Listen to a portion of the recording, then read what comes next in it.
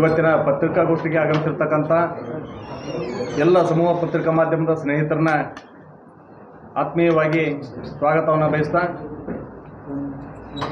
ಇವತ್ತಿನ ಪತ್ರಿಕಾಗೋಷ್ಠಿಯನ್ನು ಭಾರತೀಯ ಜನತಾ ಪಕ್ಷದ ಹಿಂದಿನ ರಾಷ್ಟ್ರೀಯ ಪ್ರಧಾನ ಕಾರ್ಯದರ್ಶಿಗಳು, ವಿಧಾನ ಪರಿಷತ್ತಿನ ಸದಸ್ಯರು, ಭಾರತೀಯ ಜನತಾ ಪಕ್ಷದ ಮುಖಂಡರಾಗಿರ್ತಕ್ಕಂಥ ಸಿ.ಟಿ. ರವಿ ಸಾಹೇಬರು ಪತ್ರಿಕಾಗೋಷ್ಠಿಯನ್ನು ನಡೆಸಿಕೊಡ್ತಾರೆ. ಜೊತೆಯಾಗಿ ಈ ಹಿಂದಿನ ಮಂತ್ರಿಗಳು, ಭಾರತೀಯ ಜನತಾ ಪಕ್ಷದ ರಾಜ್ಯದ ಉಪಾಧ್ಯಕ್ಷ ಆಗಿರ್ತಕ್ಕಂಥ ಶ್ರೀಯುತ ಎನ್ ಮಹೇಶ್ ಅವರು ಜಂಟಿಯಾಗಿ ಇವತ್ತಿನ ಪತ್ರಿಕಾಗೋಷ್ಠಿಯನ್ನು ನಡೆಸಿಕೊಡ್ತಾ ಇದ್ದಾರೆ. ಇವತ್ತಿನ ಪತ್ರಿಕಾಗೋಷ್ಠಿಯಲ್ಲಿ ಭಾರತೀಯ ಜನತಾ ಪಕ್ಷದ ಮುಖಂಡರಾಗಿರ್ತಕ್ಕಂಥ ಚಂದ್ರಶೇಖರ್ ಕೌಡ್ಗಿ ಅವರು, ನಮ್ಮ ಯಾದಗಿರಿ ಜಿಲ್ಲೆಯ ಭಾರತೀಯ ಜನತಾ ಪಕ್ಷದ ಪ್ರಧಾನ ಕಾರ್ಯದರ್ಶಿಗಳಾಗಿರ್ತಕ್ಕಂಥ ಗುರು ಕಾಮ ಅವರು, ನಮ್ಮ ಜಿಲ್ಲೆಯ ಪ್ರಧಾನ ಕಾರ್ಯದರ್ಶಿಗಳಾಗಿರ್ತಕ್ಕಂಥ ಹಿರಣ್ಣ ರಾವುರವರು, ಸಾಬು ಮಾಷಾಡ್ರವರು, ರಾಜ್ಯ ಎಸ್ ಸಿ ಮೋರ್ಚಾದ ಪ್ರಮುಖರಾಗಿರ್ತಕ್ಕಂಥ ಚಿದಾನಂದ ಚಲವಾದಿ ಅವರು ಇವತ್ತಿನ ಪತ್ರಿಕಾಗೋಷ್ಠಿಯಲ್ಲಿ. ಸಂಕ್ರಾಂತಿ ಪ್ರತಿಯೊಬ್ಬರ ಬದುಕಿನಲ್ಲಿ ಒಳ್ಳೆಯ ಕ್ರಾಂತಿಯನ್ನು ಉಂಟು ಮಾಡಲಿ, ಸದ್ವಿಚಾರಗಳು ಎಲ್ಲ ಕಡೆಯಿಂದಲೂ ಹರಿದು ಬರಲಿ, ಎಲ್ಲರ ಬದುಕಿನಲ್ಲಿ ಸಕಾರಾತ್ಮಕ ಬದಲಾವಣೆ ಆಗಲಿ ಅಂತ ನಾನು ಶುಭ ಹಾರೈಸ್ತೇನೆ. ಕರ್ನಾಟಕ ಸಾವಿನ ಮನೆಯಾಗಿದೆ. ಬಾಣಂತಿಯರ ಸರಣಿ ಸಾವುಗಳು ನಿಂತಿಲ್ಲ. ಹಸುಗೂಸುಗಳು ಯಾವ ಕಾರಣಕ್ಕೆ ಈ ರೀತಿ ಸಾಯ್ತಾ ಇದ್ದಾವೆ ಅನ್ನೋದು ಇವತ್ತಿಗೂ ಪತ್ತೆ ಆಗಿಲ್ಲ.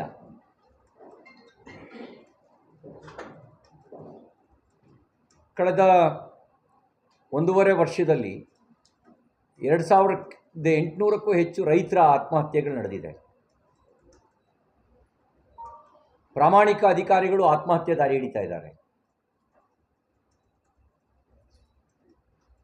ಗುತ್ತಿಗೆದಾರರು ಸಾವಿಗೆ ಶರಣಾಗ್ತಾ ಇದ್ದಾರೆ.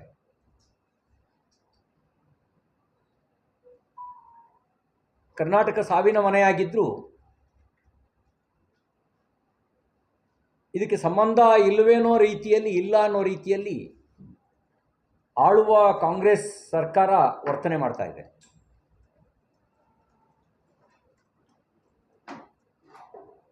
ರೋಮ್ ಹೊತ್ತು ಉರಿಬೇಕಾದ್ರೆ ನ್ಯೂರೋ ಪಿಟೀಲ್ ಬಾರಿಸ್ತಾ ಇದ್ದ ಅಂತ ರೋಮ್ನಲ್ಲಿರುವಂಥ ಗಾದೆ ಮಾತು.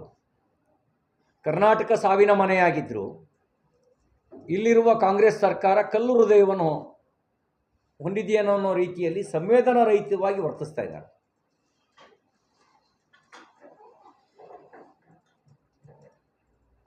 ಇವ್ರದ್ದೊಂಥರ ಇದು ಯಾವುದಕ್ಕೂ ಸಂಬಂಧನೇ ಇಲ್ಲ ನಮಗೆ ಅನ್ನೋ ರೀತಿಯಲ್ಲಿ ಡಿನ್ನರ್ ಪೊಲಿಟಿಕ್ಸ್ ನಡೆಸಿದ್ದಾರೆ.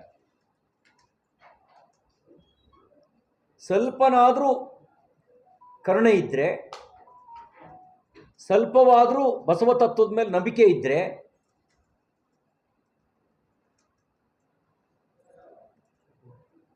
ಈ ಬಡ ಬಾಣಂತಿಯರ ಸಾವಿಗೆ ಕಾರಣ ಏನು ಅಂತ ಪತ್ತೆ ಹಚ್ಚೋ ಕೆಲಸ ಮಾಡ್ತಿದ್ರು. ವಿಧಾನ ಮಂಡಲದಲ್ಲಿ ಚರ್ಚೆ ಆಯಿತು, ವಿಧಾನಸಭೆ ವಿಧಾನ ಪರಿಷತ್ನಲ್ಲಿ.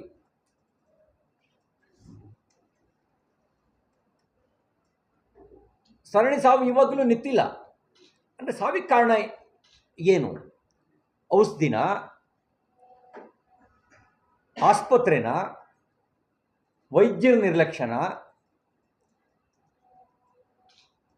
ಅಥವಾ ಇನ್ನೇನು ಕಾರಣ? ಏನಾದ್ರು ಅತಿಮಾನುಷ ಶಕ್ತಿಗಳು ಸರ್ಕಾರಿ ಆಸ್ಪತ್ರೆ ಮೇಲೆ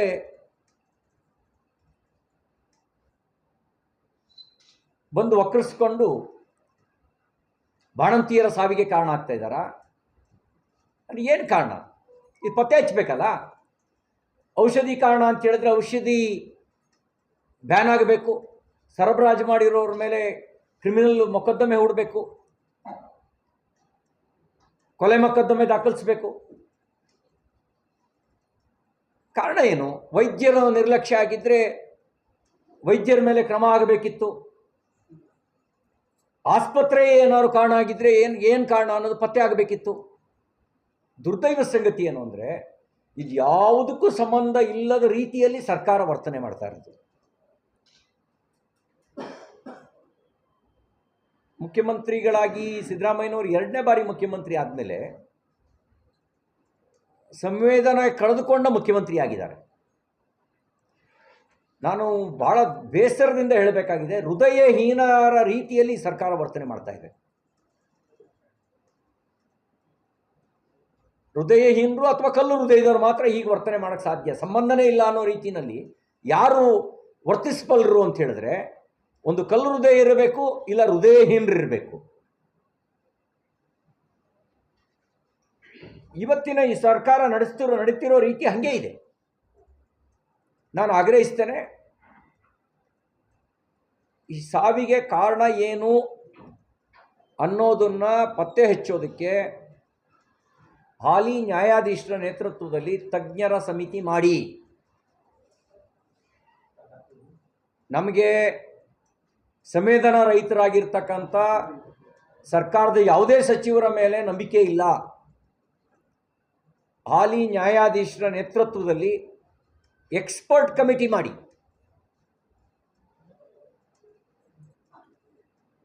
ತಕ್ಷಣ ಈ ಸಾವಿಗೆ ಕಾರಣ ಏನು ಅನ್ನೋದು, ಸರಣಿ ಸಾವು, ಒಂದು ಜಿಲ್ಲೆಯಲ್ಲ, ಮತ್ತು ಸತ್ತಿರೋರೆಲ್ಲರೂ ಬಡವರು, ಸತ್ತಿರೋರಲ್ಲಿ ಬಹುತೇಕ ಜನ ದಲಿತರು, ಹಿಂದುಳಿದವರು. ಸರ್ಕಾರಿ ಆಸ್ಪತ್ರೆಗೆ ಶ್ರೀಮಂತರು ಹೋಗಲ್ಲ, ಬಡವರೇ ಹೆಚ್ಚು ಹೋಗೋದು. ಹಾಗೆ ಸಾವಿಗೆ ಕಾರಣ ಏನು?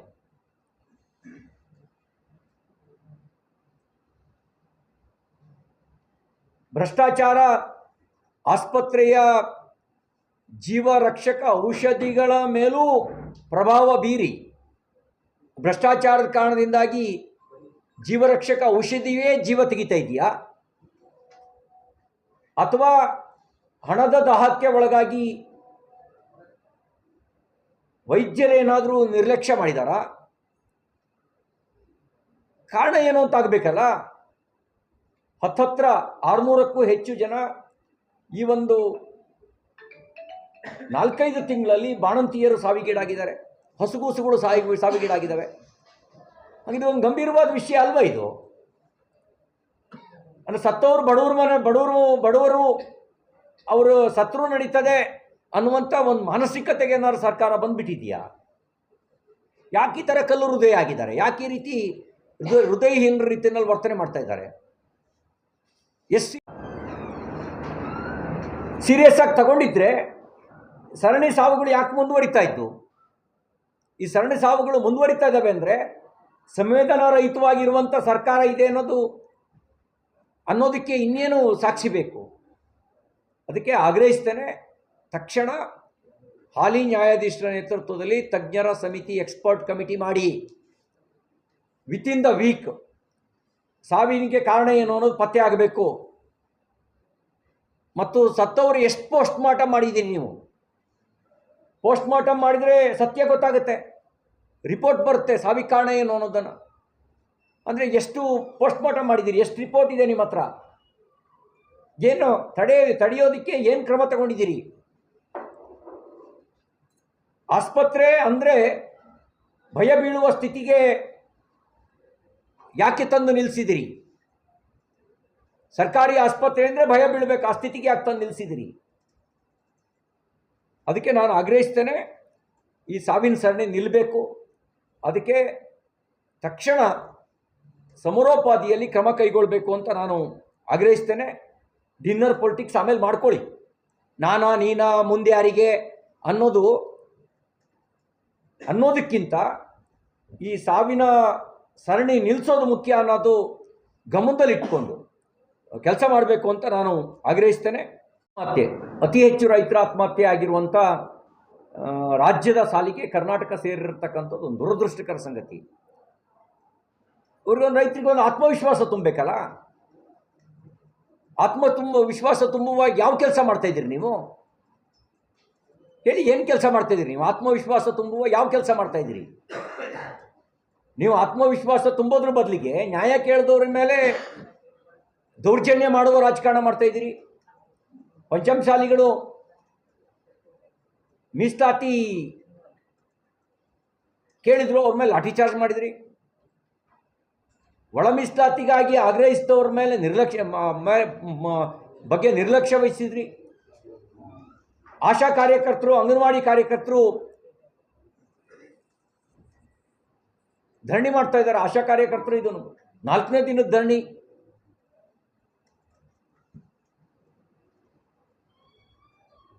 ಅಂದರೆ ನೀವು ಈ ಎಲ್ಲ ನಿರ್ಲಕ್ಷ್ಯ ವಹಿಸುವಂಥ ಕೆಲಸವನ್ನು ಮಾಡಿದ್ದೀರಿ. 1.5 ವರ್ಷ ಆಯ್ತು ಈ ಸರ್ಕಾರ ಬಂದು. 1.5 ವರ್ಷದಲ್ಲಿ ಗುತ್ತಿಗೆದಾರರ ಗುತ್ತಿಗೆ ಬಿಲ್ಲನ್ನು ಇವತ್ತಿಗೂ ಕೊಟ್ಟಿಲ್ಲ.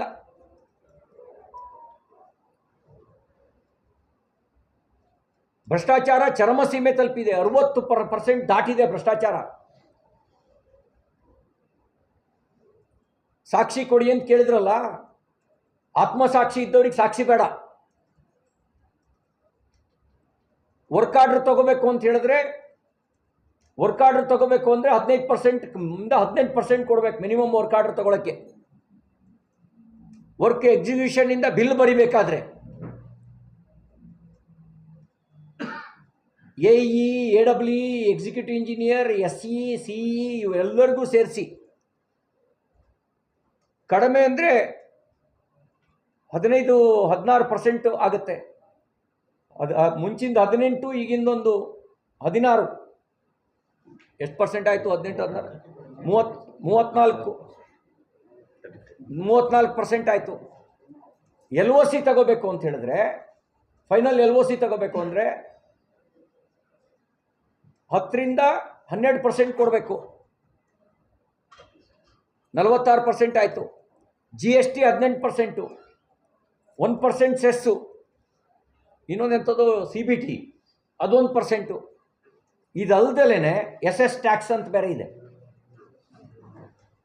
ಅದು SS ಟ್ಯಾಕ್ಸು ಬೇರೆ ಸ್ಪೆಷಲ್ ಆಗಿ ಕೊಡಬೇಕು. ಹೇಳಿ, ಈ ಪರಿಸ್ಥಿತಿನಲ್ಲಿ ಗುತ್ತಿಗೆದಾರರು ಬದುಕಬೇಕೋ ಬೇಡವೋ? ಗುತ್ತಿಗೆದಾರರು ಸಾವಿನ, ನಾವು ರೈತರ ಆತ್ಮಹತ್ಯೆ ಕೇಳ್ತಾ ಇದ್ವಿ, ಬಡವರು ಆತ್ಮಹತ್ಯೆ ಮಾಡ್ಕೊಳ್ಳೋದು ಕೇಳ್ತಾ ಇದ್ವಿ. ಗುತ್ತಿಗೆದಾರರು ಆತ್ಮಹತ್ಯೆ ಮಾಡ್ಕೊಳ್ಳೋ ಸ್ಥಿತಿಗೆ ಬಂದಿದೆ. ಇನ್ನು ಪ್ರಾಮಾಣಿಕ ಅಧಿಕಾರಿಗಳು ಅವ್ನು ಬದುಕಂಗೇ ಇಲ್ಲ. ಭ್ರಷ್ಟರಿಗೆ ಮಾತ್ರ ಉಳಿಗಾಲ, ಪ್ರಾಮಾಣಿಕರು ಬದುಕಂಗೇ ಇಲ್ಲ. ಪರಶುರಾಮ್ ನಾಯಕ್ PSI ಆತ್ಮಹತ್ಯೆ ಮಾಡಿಕೊಂಡ್ರು ಯಾದಗಿರಿನಲ್ಲಿ, ಪ್ರಾಮಾಣಿಕತೆ ಕಾರಣಕ್ಕೆ, ಲಂಚ ಕೊಡೋಕ್ಕಾಗದೇ ಇರೋ ಕಾರಣಕ್ಕೆ. ಚಂದ್ರಶೇಖರನ್ನು ವಾಲ್ಮೀಕಿ ಅಭಿವೃದ್ಧಿ ನಿಗಮದ ಅಧಿಕಾರಿ ಆತ್ಮಹತ್ಯೆ ಮಾಡಿಕೊಂಡ್ರು. ಭ್ರಷ್ಟಾಚಾರದ ಆರೋಪ ನನ್ನ ತಲೆ ಮೇಲೆ ಬರುತ್ತೆ ಅನ್ನೋ ಭಯದಿಂದ ಆತ್ಮಹತ್ಯೆ ಮಾಡಿಕೊಂಡ್ರು. ಸತ್ಯ ಹೇಳಿದ್ರು, ಹಿರಿಯ ಅಧಿಕಾರಿಗಳು ಗಮನಕ್ಕೆ ತಂದರು. ಇವರೆಲ್ಲ ಸೇರಿ ನನ್ನ ಪ್ರಾಮಾಣಿಕರ ತಲೆ ಮೇಲೆ ಕಟ್ತಾರೆ ಅನ್ನೋ ಭಯದಿಂದ ಆತ್ಮಹತ್ಯೆ ಮಾಡಿಕೊಂಡ್ರು. ಡೆತ್ ನೋಟ್ ಬರೆದಿಟ್ಟು ಆತ್ಮಹತ್ಯೆ ಮಾಡಿಕೊಂಡ್ರು. ರುದ್ರೇಶ್ ಯಡವಣ್ಣನವರು, ಈ ಸರ್ಕಾರದ ಒಬ್ಬರು ಪ್ರಭಾವಿ ಮಂತ್ರಿಯ PA, ಭ್ರಷ್ಟಾಚಾರದ ಬಲಿಪಶುವಾದ ರುದ್ರೇಶ್ ಯಡವಣ್ಣನವರು ತಹಸೀಲ್ದಾರ್ ಆಫೀಸ್ನಲ್ಲಿ 2nd ಡಿವಿಷನ್ ಕ್ಲರ್ಕು. ಈ ಥರ ಅಧಿಕಾರಿಗಳ ಸಾವು ಮುಂದುವರೆದಿದೆ. ಮೊನ್ನೆ ಗದಗ್ನಲ್ಲಿ ಒಬ್ಬ ನಿರ್ಮಿತಿ ಕೇಂದ್ರದ ಇಂಜಿನಿಯರ್ ಆತ್ಮಹತ್ಯೆ ಮಾಡಿಕೊಂಡ. ಈ ಥರದ ಸರಣಿ ಸಾವುಗಳು ಕೂಡ ಮುಂದುವರೆದಿದ್ದಾವೆ. ಕರ್ನಾಟಕ ಸಾವಿನ ಮನೆಯಾಗಿದೆ. ಸಾವಿನ ಮನೆಯಲ್ಲಿ ಡಿನ್ನರ್ ಪೊಲಿಟಿಕ್ಸ್ ಮಾಡ್ತಾ ಇದ್ದಾರೆ. ಜನರಿಗೆ ಸ್ಪಂದಿಸೋದು, ಈ ಸಮಸ್ಯೆಗೆ ಪರಿಹಾರ ಹುಡುಕೋದು, ತಪ್ಪಿತಸ್ಥರ ಮೇಲೆ ಕ್ರಮ ಆಗೋದು ಇಲ್ಲ. ಡಿನ್ನರ್ ಪೊಲಿಟಿಕ್ಸ್ ಮತ್ತು ಸೇಡಿನ ರಾಜಕಾರಣ. ಡಿನ್ನರ್ ಪೊಲಿಟಿಕ್ಸು ಮತ್ತು ಸೇಡಿನ ರಾಜಕಾರಣ, ಇದನ್ನು ಮಾತ್ರ ಇವರು ಮಾಡ್ತಾ ಇದ್ದಾರೆ.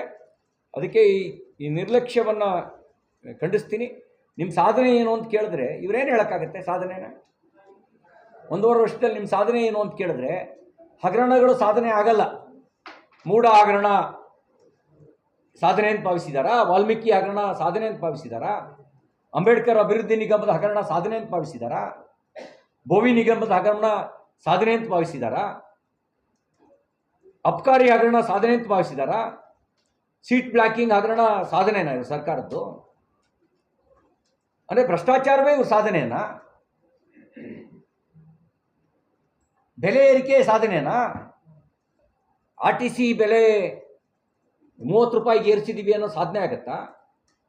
ಸ್ಟಾಂಪ್ ಪೇಪರ್ 20 ರೂಪಾಯಿ ಇದ್ದದನ್ನು 100 ರೂಪಾಯಿ ತಗೊಂಡೋದ್ವಿ, 200 ರೂಪಾಯಿ ಮಾಡಿದ್ವಿ ಅನ್ನೋ ಸಾಧನೆನಾ ಇವ್ರದ್ದು? ವಿದ್ಯುತ್ ಶಕ್ತಿ ಬೆಲೆ ಏರಿಕೆ ಮಾಡಿದ್ವಿ ಅನ್ನೋದು ಇವ್ರ ಸಾಧನೆನಾ? ನೀರಿನ ಬೆಲೆ ಏರಿಸಿದ್ವು ಅನ್ನೋದು ಇವ್ರ ಸಾಧನೆನಾ? ಎಕ್ಸೈಸ್ ಡ್ಯೂಟಿ ಜಾಸ್ತಿ ಮಾಡಿದ್ವಿ, ಹಾಲು ಮತ್ತು ಆಲ್ಕೋಹಾಲ್ ಬೆಲೆ ಏರಿಸಿದ್ವಿ ಅನ್ನೋದು ಇವ್ರ ಸಾಧನೆನಾ? ಬಸ್ ದರ ಏರಿಸಿದ್ವಿ ಅನ್ನೋದು ಇವ್ರ ಸಾಧನೆನಾ? ಬೆಲೆ ಏರಿಕೆ, ಭ್ರಷ್ಟಾಚಾರ ಅದನ್ನೇ ಸಾಧನೆ ಅಂತ ಭಾವಿಸಿರುವ ಸರ್ಕಾರ ಇಲ್ಲಿದೆ. ಸಂವಿಧಾನ ರಹಿತವಾಗಿರುವಂಥ ಸರ್ಕಾರ ಇಲ್ಲಿದೆ. ಸಾವಿನ ಮನೆಯಲ್ಲಿ ನಾನೋ ನೀನೋ ಅನ್ನುವಂಥ ಡಿನ್ನರ್ ಪೊಲಿಟಿಕ್ಸು ನಡೀತಿರ್ತಕ್ಕಂಥದ್ದು ಖೇದಕರ. ಅಧಿಕಾರದ ಹಪಾಹಪಿ ಇಂಥ ಸಂಕಷ್ಟದ ಸಮಯದಲ್ಲಿ ಇಟ್ಕೊಳ್ಬಾರ್ದು. ಇಂಥ ಸಂಕಷ್ಟದ ಸಮಯದಲ್ಲಿ ಜನಹಿತ ಮರೆತು ವರ್ತನೆ ಮಾಡಬಾರ್ದು. ಮುಖ್ಯಮಂತ್ರಿಗಳಿಗೆ ಕುರ್ಚಿ ಉಳಿಸ್ಕೊಳ್ಳೋ ಚಿಂತೆ, ಉಪಮುಖ್ಯಮಂತ್ರಿಗೆ ಮುಖ್ಯಮಂತ್ರಿ ಕುರ್ಚಿ ಮೇಲೆ ಯಾವಾಗ ಬಂದು ಕೂರ್ತೀನೋ ಅನ್ನೋ ಆತರ. ಇದರೊಳಗಡೆ ನಾನು ಯಾರ ಕಡೆ ಇರಬೇಕು, ನಾನು ಯಾರ ಕಡೆ ಇರೋಕೆ ಅಂತ ತೋರಿಸ್ಕೊಳ್ಳೋಕ್ಕೆ ಡಿನ್ನರ್ ಪೊಲಿಟಿಕ್ಸ್. ಎಲ್ಲಿದೆ ಸಂವಿಧಾನ? ಸಾವಿನ ಮನೆಯಲ್ಲಿ ಸಂಭ್ರಮ ಪಡುವಂಥ ಮನಸ್ಥಿತಿ ಇದು ಕರುಣೆ ಇಲ್ಲದವರು ಮಾತ್ರ ಮಾಡೋದು, ಕಲ್ಲು ಹೃದಯದವ್ರು ಮಾತ್ರ ಇಟ್ಕೊಳ್ಳೋದು. ಈ ಸರ್ಕಾರಕ್ಕೆ ಹೃದಯ ಇದೆಯಾ ಅನ್ನೋದೇ ಒಂದು ಪ್ರಶ್ನಾರ್ಥಕ ಚಿಹ್ನೆ.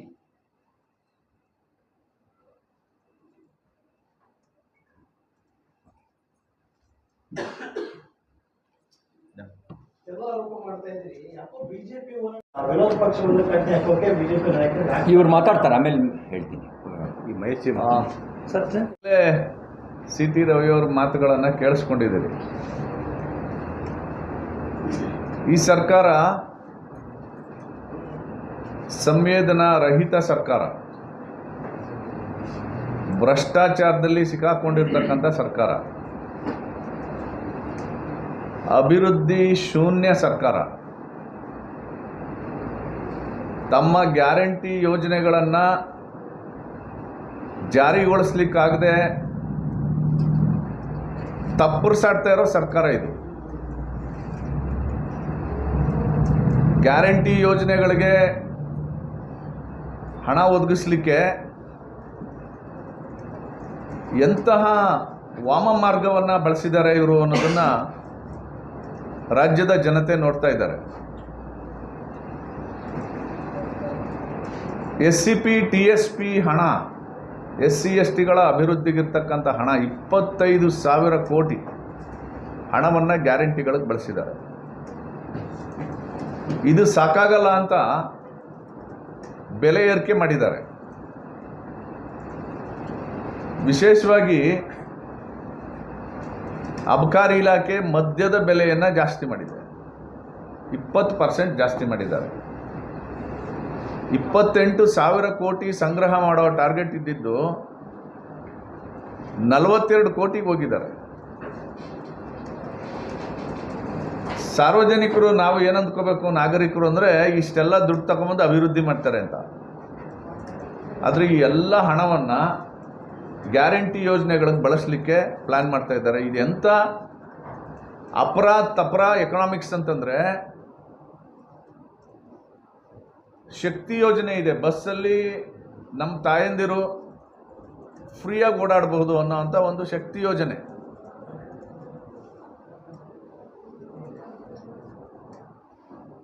ಸಾರಿಗೆ ಸಚಿವರು ಏನು ಮಾತಾಡ್ತಿದ್ರು ಅಂದರೆ, ಶಕ್ತಿ ಯೋಜನೆಯಿಂದ ನಮ್ಮ ಇಲಾಖೆಗೆ ಲಾಭ ಆಗಿದೆ ಅಂತ. ಲಾಭ ಆಗಿದ ಮೇಲೆ 15% ಬಸ್ ದರ ಯಾಕೆ ಜಾಸ್ತಿ ಮಾಡಿದ್ರಿ, ಅಬಕಾರಿ ದರ ಯಾಕೆ ಜಾಸ್ತಿ ಮಾಡಿದ್ರಿ ಅಂತ ನೋಡಿದ್ರೆ, ನಾನು ಹೇಳಿದ್ನಲ್ಲ ತಪರ ಎಕನಾಮಿಕ್ಸ್ ಇದು. ಗಂಡನ ಜೋಬಿಂದ ದುಡ್ಡು ಕಿತ್ಕೊಂಡು ಹೆಂಡ್ತಿಗೆ ಕೊಡುವಂಥದ್ದು ಎಕನಾಮಿಕ್ಸ್ ಇದು. ಎಲ್ಲಾದರೂ ನೋಡಿದ್ದೀರ ಇದನ್ನು ನೀವು? ಇಷ್ಟೆಲ್ಲದರ ಜೊತೆಗೆ ಸರಣಿ ಸಾವುಗಳು, ಬಾಣಂತಿಯರ ಸಾವು, ಹಸುಗೂಸುಗಳ ಸಾವು, ಆತ್ಮಹತ್ಯೆ, ರೈತರ ಆತ್ಮಹತ್ಯೆ, ಅಧಿಕಾರಿಗಳ ಆತ್ಮಹತ್ಯೆ, ಇದೆಲ್ಲವನ್ನು ಮುಚ್ಚಾಕೊಳ್ಳೋದಕ್ಕೆ ಕಾಂಗ್ರೆಸ್ ಪಕ್ಷ ಮತ್ತು ಸರ್ಕಾರ ಒಂದು ಹೊಸ ತಂತ್ರಗಾರಿಕೆಯನ್ನು ಶುರು ಮಾಡಿದೆ. ಅದೇನು ಅಂತಂದರೆ BJPಯವರು ಅಂಬೇಡ್ಕರ್ ವಿರೋಧಿಗಳು ಅಂತ, BJPಯವರು ಸಂವಿಧಾನ ವಿರೋಧಿಗಳು ಅಂತ. ಇವತ್ತು ಈ ನಗರದಲ್ಲಿ 5 ಗಂಟೆಗೆ ನಮ್ಮದೊಂದು ಸಂವಿಧಾನ ಸನ್ಮಾನ ಅಭಿಯಾನ ನಡೀತಾ ಇದೆ. ಆ ಅಭಿಯಾನದಲ್ಲಿ ಅಂಕಿ ಅಂಶಗಳ ಸಮೇತ ಯಾರು ಅಂಬೇಡ್ಕರ್ ವಿರೋಧಿಗಳು, ಯಾರು ಅಂಬೇಡ್ಕರ್ ಪರ ಕೆಲಸ ಮಾಡಿರೋರು, ಯಾರು ಸಂವಿಧಾನ ವಿರೋಧಿಗಳು, ಯಾರು ಸಂವಿಧಾನದ ವಿರುದ್ಧ ಕೆಲಸ ಮಾಡಿರೋರು ಅನ್ನುವ ವಿಚಾರ ಮಂಡನೆಗೆ ನಾವು ಬಂದಿರೋದು ಇವತ್ತು. ಸೊ ತಾವು ಮಾಡಿರ್ತಕ್ಕಂಥ ಎಲ್ಲ ತಪ್ಪುಗಳನ್ನು ಮುಚ್ಚಿಟ್ಕೊಳ್ಳೋಕ್ಕೆ ಈಗ ಬಾಬಾ ಸಾಹೇಬ್ ಅಂಬೇಡ್ಕರ್ ಹೆಸರು ಹೇಳ್ಕೊಂಡು ದಲಿತ ಸಂಘಟನೆಗಳನ್ನ ಬೀದಿಲಿ ನಿಲ್ಲಿಸುವಂಥ ಕೆಲಸ ಮಾಡ್ತಾ ಇದ್ದಾರೆ. ಸೊ ಹಾಗಾಗಿ ಇದಕ್ಕೆಲ್ಲಕ್ಕೂ ಸ್ಪಷ್ಟನೆ ಕೊಡಬೇಕು. ಅವರೇನು ಸುಳ್ಳು ಹೇಳ್ತಾ ಇದ್ದಾರೆ, ನಾವು ಸತ್ಯವನ್ನು ಹೇಳಬೇಕು ಅಂತ ಇವತ್ತೊಂದು ಕಾರ್ಯಕ್ರಮ ಸಾಯಂಕಾಲ ಇದೆ. ದಯಮಾಡಿ ಅಲ್ಲಿಗೆ ಬನ್ನಿ. ಮತ್ತೀಗ CT ರವಿಯವರು ಮಂಡಿಸಿರುವಂಥ ವಿಚಾರಗಳಿಗೆ ಏನಾದರೂ ಸಂಬಂಧಪಟ್ಟಂತೆ ಪ್ರಶ್ನೆಗಳಿದ್ರೆ ಕೇಳಿ ಉತ್ತರ ಕೊಡೋಣ. Thank you. ಅಮಿತ್ ಶಾ ಅವರ ಹೇಳಿಕೆಯನ್ನು ಯಾವ ರೀತಿ ತಾವು ಸಮರ್ಥಿಸ್ತೀರಿ? ಅಮಿತ್ ಶಾ ಅವರು ಕಾಂಗ್ರೆಸ್ ಹೇಗೆ ನಡ್ಕೊಳ್ತು ಅಂಬೇಡ್ಕರ್ ವಿಷಯದಲ್ಲಿ ಅನ್ನೋದನ್ನು ಹೇಳಿದ್ದಾರೆ. ಅಂಬೇಡ್ಕರ್ ಅವರಿಗೆ ಅಪಮಾನ ಮಾಡಿಲ್ಲ. ಕಾಂಗ್ರೆಸ್ ಹೇಗೆ ಅಂಬೇಡ್ಕರ್ ಅವರಿಗೆ ಅಪಮಾನ ಮಾಡ್ತು, ಅಂಬೇಡ್ಕರ್ ಅವರಿಗೆ ಹೇಗೆ ನಡ್ಕೊಳ್ತು ಅಂತ ಪೂರ್ಣ ವಿಡಿಯೋನ ರಾಜ್ಯಸಭೆಯಲ್ಲಿ ಅವ್ರು ಮಾಡಿರೋದು. On documents, hide and secret ಅಲ್ಲ, ಆನ್ ಡಾಕ್ಯುಮೆಂಟ್ಸ್. ಅದನ್ನು ಪೂರ್ಣ ಕೇಳಿದವ್ರು ಯಾರೂ ತಪ್ಪು ತಿಳ್ಕೊಂಡಿಲ್ಲ. ಇವರು ತಪ್ಪಭಿಪ್ರಾಯ ರೂಪಿಸೋ ಕೆಲಸವನ್ನು ಉದ್ದೇಶಪೂರ್ವಕವಾಗಿ ಮಾಡ್ತಾ ಇದ್ದಾರೆ. ಅಲ್ಲ, ಅಂಬೇಡ್ಕರ್ ಅವರು ಅಂಬೇಡ್ಕರ್ ಹೌದು, ಅದನ್ನ 7 ಸಲ ಹೇಳಿ ಅಂಬೇಡ್ಕರ್ ಹೆಸರು ತೆಗೆದುಕೊಳ್ಳುವುದರ ಬದಲು ಪರಮಾತ್ಮನ ಹೆಸರು ಅಥವಾ ಭಗವಂತನ ಹೆಸರು ತೆಗೆದುಕೊಂಡಿದ್ದರೆ ನಿಮಗೆ ಮೋಕ್ಷ ಸಿಗ್ತಿತ್ತು ಅನ್ನೋ ದೃಷ್ಟಿಕೋನದಲ್ಲಿ ಮೊದಲಿನ ಲೈನಲ್ಲಿ ಹೇಳಿದ್ದಾರೆ. ಅದನ್ನು ನೀವು ಹೇಗೆ ಸಮರ್ಥಿಸ್ಕೊತೀರಿ? ಮುಂದುವರೆದು ಹೇಳಿದ್ದಾರೆ, ನೀವು ಯಾವ್ಯಾವ ರೀತಿ ಅನ್ಯಾಯ ಮಾಡಿದಿರಿ ಅಂಬೇಡ್ಕರ್ ಅವರಿಗೆ. ಬದುಕಿದ್ದಾಗ ಅಪಮಾನ ಮಾಡಿದ್ರಿ, ಸತ್ತಾಗ ಅಪಮಾನ ಮಾಡಿದ್ರಿ, ಅವ್ರಿಗೆ ಯಾವ್ಯಾವ ರೀತಿ ಅನ್ಯಾಯ ಮಾಡಿದ್ರಿ, ಅವ್ರ ವಿಚಾರಕ್ಕೆ ಹೇಗೆ ದ್ರೋಹ ಬಗೆದಿದ್ದೀರಿ ಅನ್ನೋದನ್ನು ಕೂಡ ಮುಂದುವರೆದು ಹೇಳಿದ್ದಾರೆ. ಅದು ಕಾಂಗ್ರೆಸ್ನ ಟಾರ್ಗೆಟ್ ಮಾಡಿ ಹೇಳಿರೋದು, ಅಂಬೇಡ್ಕರ್ ಅವ್ರನ್ನ ಟಾರ್ಗೆಟ್ ಮಾಡಲ್ಲ. ಈಗ ಪ್ರಾಯಶ್ಚಿತ್ತ ಮಾಡ್ಕೊಳ್ಬೇಕಾಗಿತ್ತು ಕಾಂಗ್ರೆಸ್ಸು. ಹೌದೌದು, ನಾವು ಅಂಬೇಡ್ಕರ್ ಅವ್ರಿಗೆ ತಪ್ಪು ಮಾಡಿದ್ದೀವಿ ಅಂಥೇಳಿ, ಅಂಬೇಡ್ಕರ್ ಅವ್ರ ವಿಷಯದಲ್ಲಿ ನಾವು ನಡ್ಕೊಂಡಿದ್ದು ತಪ್ಪಾಗಿದೆ ಅನ್ನೋದನ್ನು ವಿಧಾನಸಭೆಯಲ್ಲಿ ರಮೇಶ್ ಕುಮಾರ್ ಅವರು, ನಾನು ಸದನದ ಸದಸ್ಯನಾಗಿದ್ದ ಸಂದರ್ಭದಲ್ಲೇ ಹೇಳಿದರು, ಈ ವಿಷಯದಲ್ಲಿ ಅಂಬೇಡ್ಕರ್ ವಿಷಯದಲ್ಲಿ ಕಾಂಗ್ರೆಸ್ ಮಾಡಿದ್ದು ಸಮರ್ಥನೀಯ ಅಲ್ಲ, ಇದು ತಪ್ಪು, ನಾವು ಪ್ರಾಯಶ್ಚಿತ್ತ ಮಾಡ್ಕೊಳ್ಬೇಕು ಅಂತ. ಅಮಿತ್ ಶಾ ಅವರು ಹೇಳಿದ ಮಾತು ಕಾಂಗ್ರೆಸ್ ಪ್ರಾಯಶ್ಚಿತ್ತ ಮಾಡ್ಕೊಳ್ಳಿ ಅಂತ. ನೀವು ಸುಳ್ಳು ಅಪಪ್ರಚಾರ ಮಾಡಿ ಅಂತ ಅವ್ರಿಗೆ ಹೇಳಿದ್ದಲ್ಲ. ಈಗ ಮಾಡ್ತಿರೋ ಪ್ರಾಯಶ್ಚಿತ್ತದ ಬದಲಿಗೆ ಅಪಪ್ರಚಾರ, ಮತ್ತಷ್ಟು ಆತ್ಮವಂಚನೆ ಮಾಡ್ಕೊಳ್ಳೋ ಕೆಲಸ. ಕಾಂಗ್ರೆಸ್ ಆತ್ಮವಂಚನೆ ಮಾಡ್ಕೊಳ್ಬಾರ್ದು. ಮಹೇಶ್ ಅವರೇ ಹೇಳಿದ್ದಾರೆ. ಅಲ್ಲ, ರಾಜ್ಯಸಭೆಯಲ್ಲಿ ಸನ್ಮಾನ್ಯ ಗೃಹ ಸಚಿವರು ಅಮಿತ್ ಶಾ ಅವರು 1 ಗಂಟೆ 35 ನಿಮಿಷ ಮಾತಾಡಿದ್ದಾರೆ. ಈಗೇನು ಆರೋಪ ಮಾಡ್ತಾ ಇದ್ದಾರೆ ಅದು 12 ಸೆಕೆಂಡ್ ಇರೋದು. ಈ 12 ಸೆಕೆಂಡನ್ನ ಮಾತನ್ನ ಒಂದು ಸಂದರ್ಭಕ್ಕೆ ಪೂರಕವಾಗಿ ತಗೋಬೇಕಲ್ವಾ? ಈ ಈ ಈ ಚರ್ಚೆ ನಡೆಯುವಾಗ ಸನ್ಮಾನ್ಯ ಮಲ್ಲಿಕಾರ್ಜುನ್ ಖರ್ಗೆ ಸಾಹೇಬರು ಹಾಜರಿದ್ದರು. ಅವರೇನು ಪ್ರತಿಕ್ರಿಯೆ ನೀಡಿಲ್ಲ.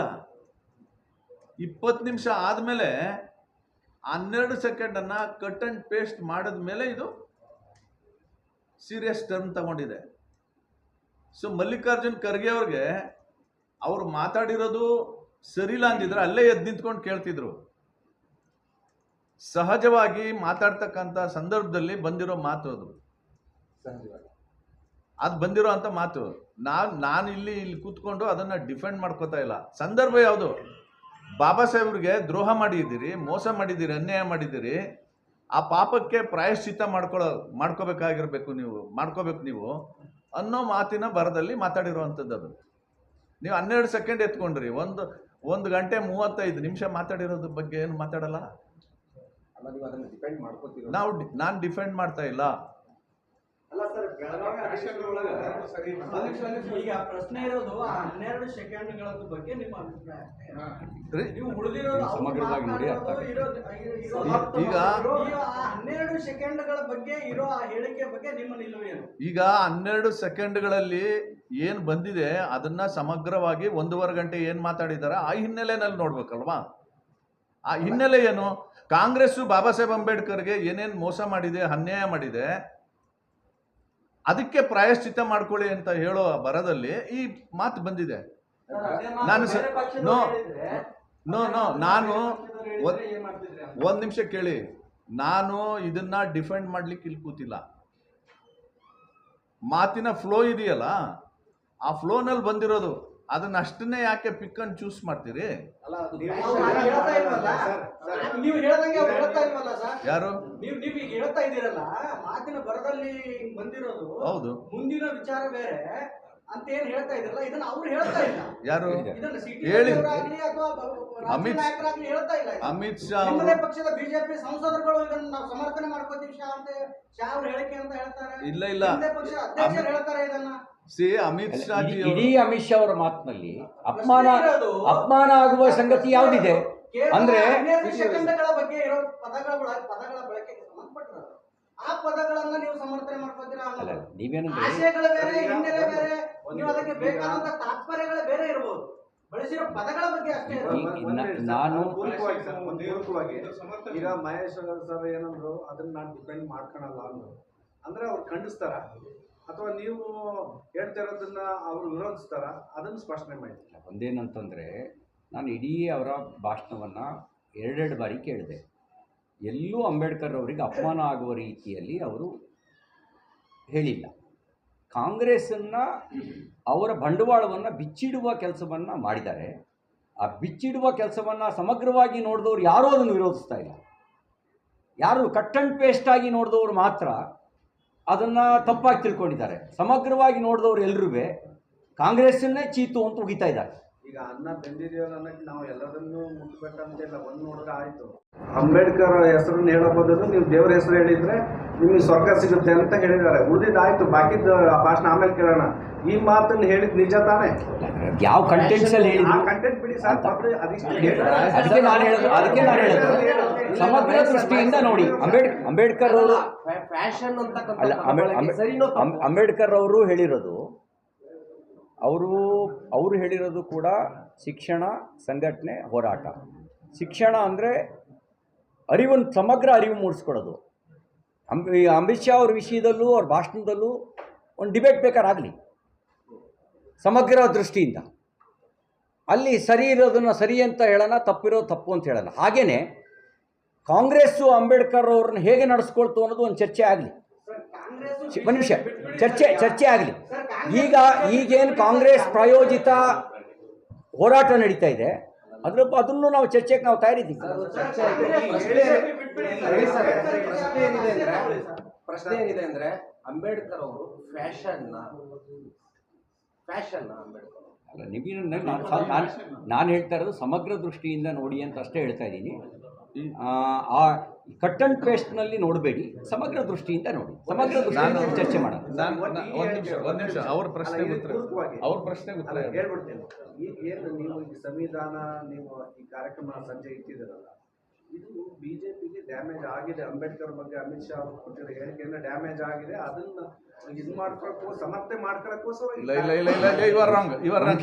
ತಪ್ಪು ತಿಳ್ಕೊಂಡಿದ್ದೀರಿ. ಅಂಬೇಡ್ಕರ್ ಅವರ ಪಂಚಧಾಮಗಳನ್ನು ಪಂಚತೀರ್ಥಗಳನ್ನಾಗಿ ಅಭಿವೃದ್ಧಿಪಡಿಸಿದ್ದು BJP ಸರ್ಕಾರ. ಅಂಬೇಡ್ಕರ್ ಅವರ ಬಗ್ಗೆ ಶ್ರದ್ಧೆ ಗೌರವ ಇಲ್ಲದೇ ಇದ್ದಿದ್ದರೆ ಭಾರತ ರತ್ನಕ್ಕೆ ಅಟಲ್ ಬಿಹಾರಿ ವಾಜಪೇಯಿ ಶಿಫಾರಸು ಮಾಡ್ತಿರಲಿಲ್ಲ. ಕಾಂಗ್ರೆಸ್ ಸರ್ಕಾರ ಕೊಡಲಿಲ್ಲ ಭಾರತ ರತ್ನವನ್ನು. BJP ಬೆಂಬಲಿತ ಜನತಾದಳದ ಸರ್ಕಾರ VP ಸಿಂಗ್ ಪ್ರಧಾನಮಂತ್ರಿಯಾಗಿದ್ದಾಗ ಪ್ರಪೋಸ್ಡ್ ಮಾಡಿದ್ದು ಡಾಕ್ಟರ್ ಅಂಬೇಡ್ಕರ್ ಅವರ ಹೆಸರನ್ನು ಅಟಲ್ ಬಿಹಾರಿ ವಾಜಪೇಯಿ ಪ್ರಪೋಸ್ ಮಾಡಿದ್ದು. ಅವರ ಪಂಚಧಾಮಗಳನ್ನು ಪಂಚತೀರ್ಥಗಳನ್ನಾಗಿ ಅಭಿವೃದ್ಧಿಪಡಿಸಿದ್ದು BJP ಸರ್ಕಾರ. ಒಂದು ಆ್ಯಪಿಗೆ ಭೀಮ್ ಆ್ಯಪ್ ಅಂಥೇಳಿ ಹೆಸರಿಟ್ಟಿದ್ದು BJP ಸರ್ಕಾರ. ನಮಗೆ ಆ ಶ್ರದ್ಧೆ ಗೌರವ ಇದ್ದಿದ್ದ ಕಾರಣಕ್ಕೋಸ್ಕರನೇ ಸಮಾನತೆ ಪ್ರತಿಮೆಯನ್ನು ಮುಂಬೈನಲ್ಲಿ ನಿರ್ಮಾಣ ಮಾಡ್ತಿರೋದು. ಸಮಾನತೆ ಪ್ರತಿಮೆಯನ್ನು, ಏಕತೆ ಪ್ರತಿಮೆ ಸರ್ದಾರ್ ವಲ್ಲಭಾಯ್ ಪಟೇಲ್ರದ್ದಾದರೆ ಸಮಾನತೆಯ ಪ್ರತಿಮೆ ಡಾಕ್ಟರ್ BR ಅಂಬೇಡ್ಕರ್ದ್ದು. ಹಾಗಾಗಿ ನಮಗೆ ನಮಗಿರುವಂಥ ಶ್ರದ್ಧೆ ಗೌರವ ಅನ್ನೋದು ಅದು ಹೃದಯದಲ್ಲಿ ಇರ್ತಕ್ಕಂಥದ್ದು, ರಾಜಕಾರಣದಲ್ಲಿ ಅಲ್ಲ. ನಮ್ಗೆ ಹಂಗಾಗಿ ಅದರ ಅವಶ್ಯಕತೆನೇ ಇಲ್ಲ. ನಾವು ಸಮಗ್ರವಾಗಿ ಎಲ್ಲ ವಿಷಯಗಳ ಬಗ್ಗೆಯೂ ಚರ್ಚೆಗೆ ನಾವು ತಯಾರಿದ್ದೇವೆ. ಅಂದ್ರೆ ಪ್ರತಿಭಟನೆ ಮೂಲಕ ಒಂದು ಇಲ್ಲ ಒಂದ್ ನಿಮಿಷ ನೀವೇನು ಈ ವಿಷಯ ಅನ್ಯಾಯ ಮಾಡೇ ಇಲ್ಲ. ಅನ್ಯಾಯ ಮಾಡಿರೋದು ಕಾಂಗ್ರೆಸ್. ನೀವು ತಪ್ಪು ತಿಳ್ಕೊಂಡಿದ್ದೀರಿ, ತಪ್ಪು ಅಭಿಪ್ರಾಯ ಬರುವ ರೀತಿ ಪ್ರಶ್ನೆ ಕೇಳ್ತಾ ಇದ್ದೀರಿ. ನಾನು ಹೇಳ್ತಾ ಇದ್ದೀನಿ, ಅನ್ಯಾಯ ಮಾಡಿರೋದು ಕಾಂಗ್ರೆಸ್.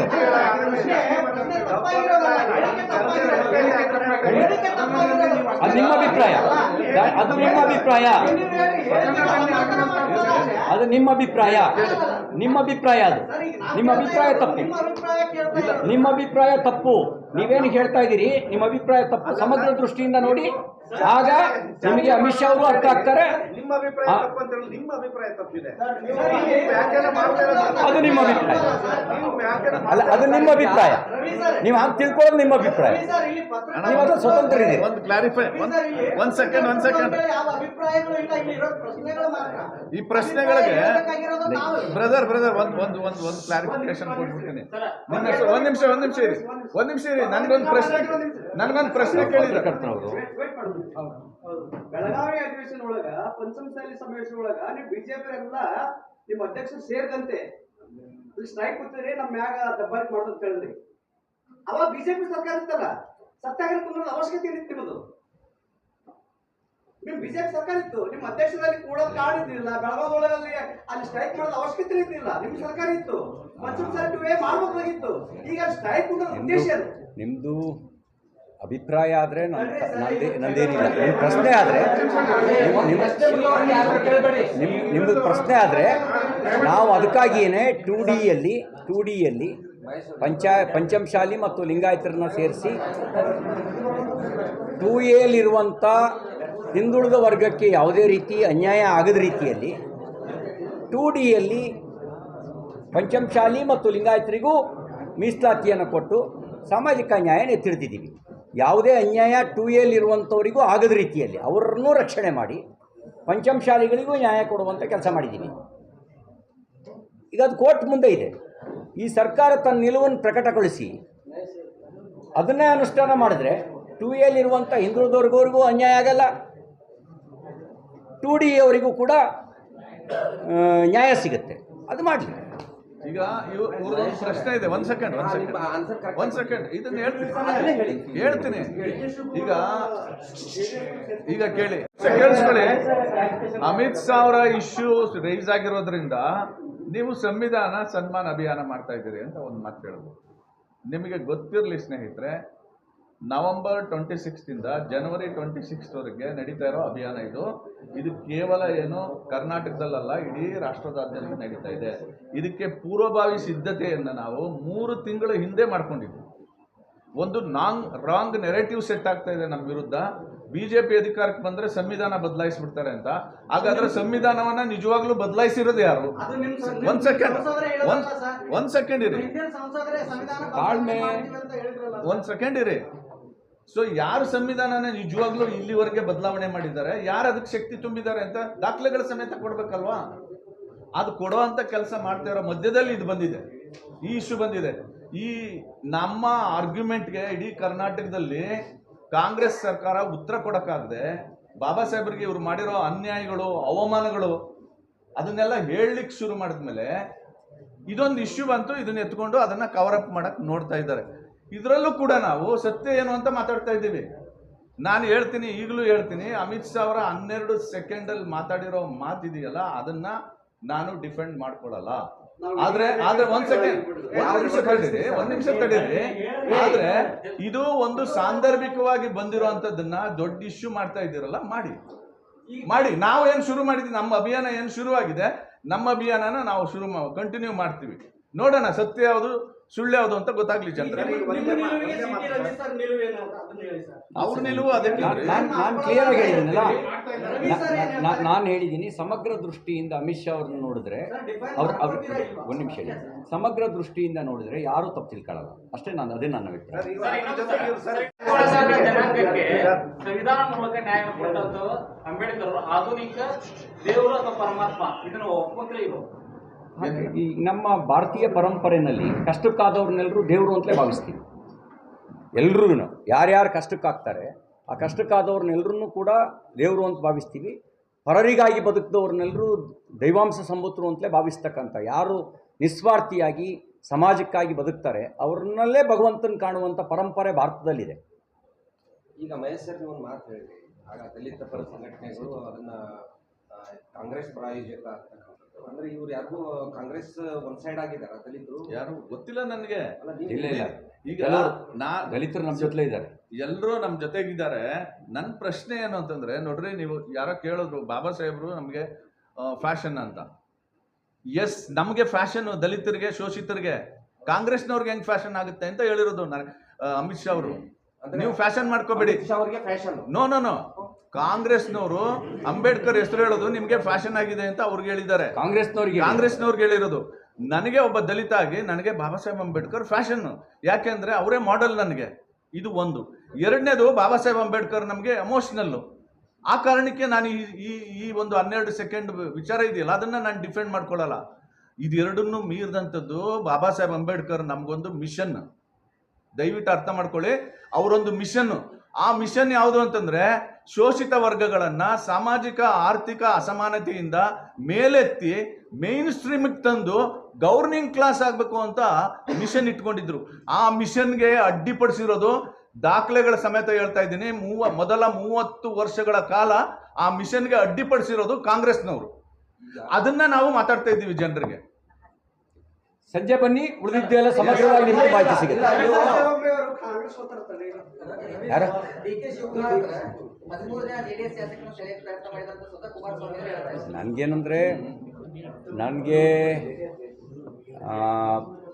ಊಹಾಪೋಹದ ಮೇಲೆ ನನಗೇನು ಅದ್ರ ಬಗ್ಗೆ ಮಾಹಿತಿ ಇಲ್ಲ. ನೋಡೋಣ ಏನೇನು ಆಗ್ತವೆ ಅಂಥೇಳಿ. ಈಗ ಜನರ ಮನಸ್ಸಿನಿಂದ ಅಂತೂ ಕಾಂಗ್ರೆಸ್ ದೂರ ಹೋಗಿದೆ.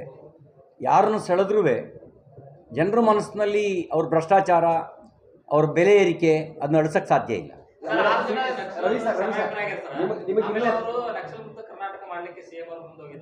ಏನಾಗಿದೆ? ನಕ್ಸಲರು ಶರಣಾಗತರಾಗಿದ್ದಾರೋ, ನಕ್ಸಲರಿಗೆ ಸರ್ಕಾರ ಶರಣಾಗಿದೆಯೋ? ನಕ್ಸಲರು ಶರಣಾಗಿದ್ದರೆ ಅವರು ಕಂಡೀಷನ್ ಹಾಕ್ತಿರ್ಲಿಲ್ಲ. ಅವರು ಆಯುಧಗಳನ್ನು ತಾವೇನು ಬಳಕೆ ಮಾಡ್ಕೊಳ್ತಿದ್ರಲ್ಲ, ಆಯುಧಗಳನ್ನು ಒಪ್ಪಿಸ್ಬೇಕಿತ್ತು. ನನಗಿರೋ ಮಾಹಿತಿ ಪ್ರಕಾರ ಈ ಗಳಿಗೆವರೆಗೂ ಅವ್ರ ಹತ್ರ AK-47 AK-56 ಬಾಂಬೋ ಗಿಂಬೋ ಏನೋ ಇದ್ವಲ್ಲ, ಯಾವುದೂ ಕೊಟ್ಟಿಲ್ಲ. ಮತ್ತು ಅವ್ರ ಕಂಡೀಷನ್ ಆಗ್ತಾಯಿದ್ದಾರೆ. ಅಂದರೆ ಶರಣಾಗಿರೋದು ನಕ್ಸಲರು ಅಥವಾ ನಕ್ಸಲರಿಗೆ ಸರ್ಕಾರ ಶರಣಾಗಿದೆಯೋ? ಸಿದ್ದರಾಮಯ್ಯನವರ ಸಾಫ್ಟ್ವೇರ್ನ ಅರ್ಬನ್ ನಕ್ಸಲರು ಡಿಕ್ಟೇಟ್ ಮಾಡ್ತಾರೆ. ಅವರ ಒಡ್ಡೋಲಗದಲ್ಲಿ ಬಹುತೇಕ ಜನ ಮಾನಿಟ್ರ್ ಮಾಡೋರೆಲ್ಲರೂ ಅರ್ಬನ್ ನಕ್ಸಲ್ಸೇ ಇದ್ದಾರೆ, ಗೈಡ್ ಮಾಡೋರು ಅರ್ಬನ್ ನಕ್ಸಲ್ಸೇ ಇದ್ದಾರೆ. ಹಾಗಾಗಿ ನಂದೊಂದು ಮೂಲಭೂತ ಪ್ರಶ್ನೆ, ಶರಣಾಗಿರೋದು ನಕ್ಸಲರು ಅಥವಾ ನಕ್ಸಲರಿಗೆ ಇವರು ಶರಣಾಗಿದ್ದಾರೋ? ನಕ್ಸಲರಿಗೆ ಇವರು ಶರಣಾಗಿಲ್ಲ ಅನ್ನೋದಾದರೆ ಅವರಿಗೆ ನೆರವು ಕೊಡ್ತಿದ್ದವ್ರು ಯಾರು ಪತ್ತೆ ಹಚ್ಚಬೇಕು. ಆಯುಧಗಳು ವಶಕ್ಕೆ ತಗೊಳ್ಬೇಕು. ನೆರವು ಕೊಡ್ತಿದ್ದಂಥವ್ರನ್ನ ಬಂಧಿಸಬೇಕು. ಕಾನೂನು ಕ್ರಮ ಆಗಬೇಕು. ಹಾಗಾದಾಗ ಮಾತ್ರ ನಕ್ಸಲರು ಶರಣಾಗಿದ್ದಾರೆ ಅಂತ ಭಾವಿಸ್ಬೋದು. ಇಲ್ಲದೇ ಇದ್ದರೆ ನಕ್ಸಲರಿಗೆ ಇವರು ಶರಣಾಗಿದ್ದಾರೆ ಅಂತ ಭಾವಿಸ್ಬೇಕಾಗತ್ತೆ. ನಾನು ಹೇಳಿದ್ನಲ್ಲ, ನಾನು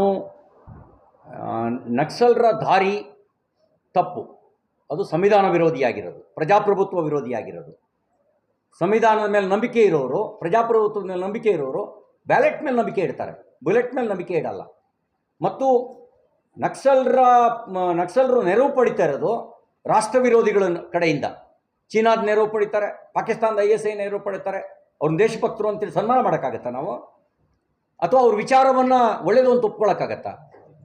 ಹಾಗಾಗಿ ಸಂವಿಧಾನ ವಿರೋಧಿಯಾಗಿರ್ತಕ್ಕಂಥ, ರಾಷ್ಟ್ರಘಾತಕವಾಗಿರ್ತಕ್ಕಂಥ ನಕ್ಸಲರ ವಿಚಾರಧಾರೆ ಅದು ತಪ್ಪು. ವಿಚಾರಧಾರೆಗೆ ನಗರದಲ್ಲಿದ್ದು ಬೆಂಬಲಿಸೋರು ಅಪರಾಧಿಗಳೇ. ಬರೀ ಕಾಡಿನಲ್ಲಿ ಬಂದೂಕು ಹಿಡ್ಕೊಂಡು ಓಡಾಡೋರು ಮಾತ್ರ ಅಲ್ಲ, ನಗರದಲ್ಲಿದ್ದು ಬೆಂಬಲಿಸೋರು ಕೂಡ ಅಪರಾಧಿಗಳೇ. ಯಾಕೆಂದರೆ ಆ ವಿಚಾರಧಾರೆಯೇ ಸಂವಿಧಾನ ವಿರೋಧಿ, ಆ ವಿಚಾರಧಾರೆಯೇ ಪ್ರಜಾಪ್ರಭುತ್ವ ವಿರೋಧಿ. ಆ ವಿಚಾರಧಾರೆಗೆ ಯಾರಾದರೂ ಸಿಂಪತಿ ಇಟ್ಕೊಂಡಿದ್ರೆ ಅದನ್ನು ಸಂವಿಧಾನ ಪರ ಅಂತ ನಾವು ಸರ್ಟಿಫಿಕೇಟ್ ಕೊಡೋಕ್ಕಾಗಲ್ಲ. ಸರ್ ಈಗ ಬಾಗಲಕೋಟದಲ್ಲಿ ಶ್ರೀರಾಮ ಸೇನೆ ಬಂದೂಕು ಟ್ರೈನಿಂಗ್ ಕೊಟ್ಟಿದೆ. ಬಾಗಲಕೋಟದಲ್ಲಿ ಶ್ರೀರಾಮ ಸೇನೆ ಬಂದೂಕು ಟ್ರೈನಿಂಗ್ ಕೊಟ್ಟಿದೆ. ನಂಗೆ ಮಾಹಿತಿ ಇಲ್ಲ. ಇಲ್ಲ ಸರ್, ಎಲ್ಲ ಕಡೆ ಸುದ್ದಿ ಆಗಿದೆ. ಆಯ್ತು. ಅವಕಾಶ ಇದೆ ಅಂತ CM ಅವರು ಹೇಳಿದ್ರು. ಹಾಂ, ಕಾನೂನಿನಾಗ ಅವಕಾಶ ಇದೆ ಅಂತ. ನಾನು ಪರಿಹಾರದ ಬಗ್ಗೆ ನಾನು ಪ್ರಶ್ನೆ ಮಾಡ್ತಿಲ್ಲ. ಕಂಡೀಷನ್ ಯಾರು ಹಾಕಬೇಕು? ತನಿಖೆಗೆ ಸಾಕು. ಅವ್ರು ವಿಚಾರಧಾರೆಯನ್ನು ಬಿಟ್ಟು ಬಂದಿದ್ದಾರೋ ಅವ್ರು ವಿಚಾರಧಾರೆಯನ್ನು ಬಿಟ್ಟು ಬಂದಿದ್ದಾರೋ ವಿಚಾರಧಾರೆ ಇಟ್ಕೊಂಡು ಸಂದರ್ಭಕ್ಕೆ ತಕ್ಕಂತೆ ವರ್ತನೆ ಮಾಡ್ತಿದ್ದಾರೋ ಗೊತ್ತಾಗಬೇಕಲ್ಲ. ವಿಚಾರಧಾರೆಯನ್ನು ಸಮರ್ಥನೆ ಮಾಡಿಕೊಂಡ್ರೆ ಆ ವಿಚಾರಧಾರೆ ಸಂವಿಧಾನ ವಿರೋಧಿ, ಆ ವಿಚಾರಧಾರೆ ರಾಷ್ಟ್ರಘಾತಕವಾಗಿರೋದು, ಆ ವಿಚಾರಧಾರೆ ಪ್ರಜಾಪ್ರಭುತ್ವ ವಿರೋಧಿ. ಹಾಗಾಗಿ ಆ ವಿಚಾರಧಾರೆಗೆ ಸಮರ್ಥನೆಯನ್ನು ಯಾರೂ ಕೊಡಬಾರ್ದು. ಆ ವಿಚಾರಧಾರೆನೇ ಬಿಟ್ಟು ಪರಿವರ್ತನೆ ಆಗಿದ್ದರೆ ಅವ್ರು ತನಿಖೆಗೆ ಸಹಕರಿಸಬೇಕು.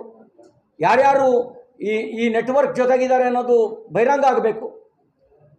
ವೆಪನ್ಸ್ ಸರೆಂಡರ್ ಮಾಡಬೇಕು. ಇದೆಲ್ಲ ಆಗಬೇಕಲ್ಲ. ಇದೇನು ಮಾಡ್ದಲೇ ಏನು ಮಾಡ್ದಲೇ ಮಾವನ ಮನೆಗೆ ಬಂದಂಗೆ ಬಂದುಬಿಟ್ರೆ ಶರಣಾಗಿರೋದು ನಕ್ಸಲರು ಅಥವಾ ನಕ್ಸಲರಿಗೆ ಸರ್ಕಾರ ಶರಣಾಗಿದೆಯಾ? ಬಿಜೆಪಿ ಮನೆಯೊಂದು ಮೂರು ಬಾಗಿಲು ಆದಂಗಾಗಿದೆ. ಅದನ್ನ ಕಾಂಗ್ರೆಸ್ ಸಮರ್ಥವಾಗಿ ಬಳಕೆ ಮಾಡ್ಕೊಂಡಿದೆ. ಹೇಗೆ ಬಿಜೆಪಿ ಮನೆಯೊಂದು ಮೂರು ಬಾಗಿಲು ಅನ್ನೋ ತರ ಪರಿಸ್ಥಿತಿ ಆಗಿದೆ. ಅದನ್ನ ಕಾಂಗ್ರೆಸ್ ಸಮರ್ಥವಾಗಿ ಬಳಕೆ ಮಾಡ್ಕೊತಿದೆ.